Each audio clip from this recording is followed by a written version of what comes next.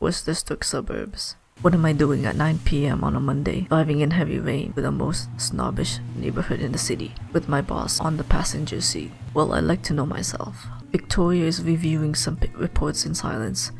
She hasn't said a word since we left the office. That's how you repay my devotion. I cancelled my damn date for this. Detective, did you say something? You seem agitated. Eh? I was just thinking about the weirdness of the case. Yes, it's rare. Did you find anything? Well, the report is not very detailed. The person who called was the housekeeper, Nellie Smith, supposedly the only one who was in the house. What about his wife? Apparently she was spending the weekend out with her daughter. What a coincidence. Isn't that a little suspicious? Doesn't have to be, taking into account the blood test. The victim was feeling ill for quite a long time, so we can deduce that whatever being supplied to him was in low doses. It's very unlikely that anyone could have found the exact day of the death. I see. Detective Riley, is that house over there the 13? Well, bankers are not superstitious at all, huh? Park over there. Whoa, what a mansion, so that's how rich people live. It's a wealthy neighborhood. As expected, White doesn't seem surprised. Detective, can you ring the bell? You have to hurry, evidence could be getting destroyed. Sure. Victoria looks tense. No response. Maybe they smelled the rat and fled.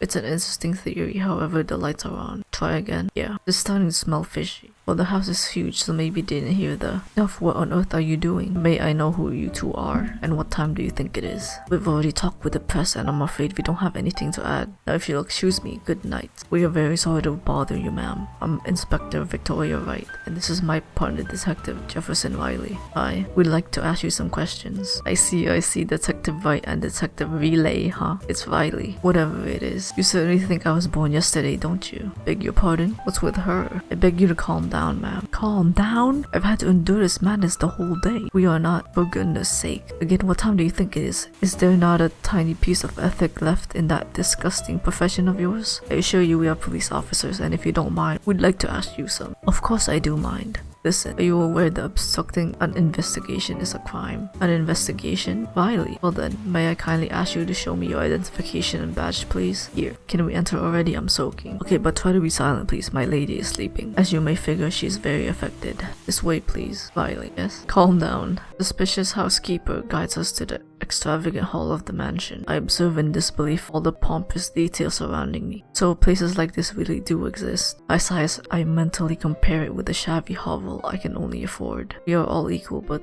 some are more equal than others, huh? Where do you think you're going? Pardon? Oh my. Could you please wipe your shoes if they could be called that before entering? Young people have such a lousy taste nowadays, don't you think? Talk about the pot calling the kettle black. Sure, excuse me please. Give me a break already, old psycho hag. May we ask you some questions now? Do I even have a choice? Oh my. So reason I still can't. You understand, but this is very important, Miss Smith. It was an unusual Sunday, very quiet, very tranquil. Mrs. Goldberg and her daughter Catherine had decided to spend the weekend at their Hampton summer home. I stayed here to assist Mr. Goldberg. Why didn't he go with them? Guess he was busy as usual, even on a Sunday. God knows what's true and what is. What? He was working at his home office. Nothing unusual. I prepared some tea about 5 o'clock, knocked on the door, obtained no response. Then you called the police. Exactly as you say. Did he meet with someone that day? I don't recall so. He didn't leave the house and nobody came. So I guess he didn't. I see. Charles Goldberg? I've been working for him for more than 20 years now. You think that Miss Aldrich could marry such a man? Miss Aldrich? Oh, I mean Mrs. Goldberg. My dear, I have such bad memory. I feel like that was a slip up. Oh, okay. It's her maiden name. Never mind. I was fortunate enough to serve Aldrich's family from the age of 14 as my mother also did. Well, this must have been a really long time ago. Riley helped Lady Mary to bring up the girls. That delicate health of hers. Who's Mary? Listen, could you tell us something regarding Charles Goldberg? Oh, I beg you excuse my tendency to ramble. Charles Goldberg. I remember the first time I saw him, a severe-looking American man. It was at a party at Aldrich's Manor in Yorkshire. Yorkshire? In England. Glad you attended your geography classes, Inspector. It was back then when my young lady met Charles Goldberg, a man so much older than her, lacking any lineage. Unfortunately, they started dating and married soon after. That's how I ended up here, following Mrs. Goldberg. Of course, I would never have left her alone in such a place. What? She's implying something, did? Such a place? I see. How has it been working for him all these years? Nothing remarkable, really. A busy businessman, hardly at home. I must say, at his favor, his nature was pleasant enough. Have you noticed anything in his behavior recently? Anything odd? Not that I remember. He seems to spend even more time away from home. The idea why? Knows. The secret to become an excellent housekeeper is to never be too indiscreet. Thank you, Mrs. Smith, or Miss Smith. That hideous door was always getting stuck. I can't believe we survived for this long without a gatekeeper. Yeah, how could I possibly imagine a life without one, huh? It's been broken for a long time. Since Friday night, if I'm not mistaken. We repair it, it works for a while, and then it goes stuck again. This old house is such a nightmare to take care of. Was Mrs. Goldberg the one fixing the door? Certainly not. We do have a janitor, of course. Not to have one so aggravating. Should have come on Sunday afternoon to fix the door, but he couldn't. Why? He called and told me he wasn't feeling very well. He's a hard-working young man, so I let him rest. What's his name?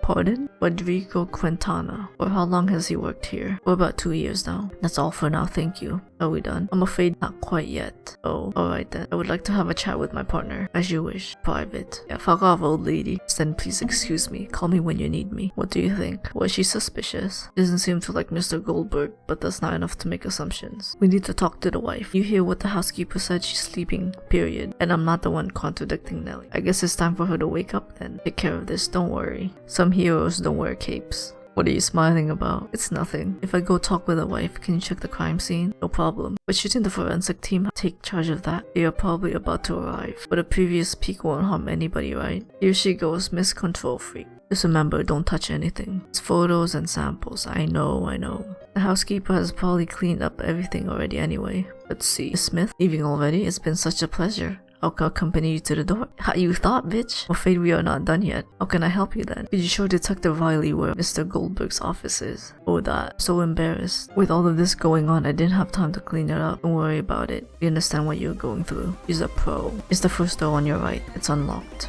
Do you want me to take you? No need to, thank you.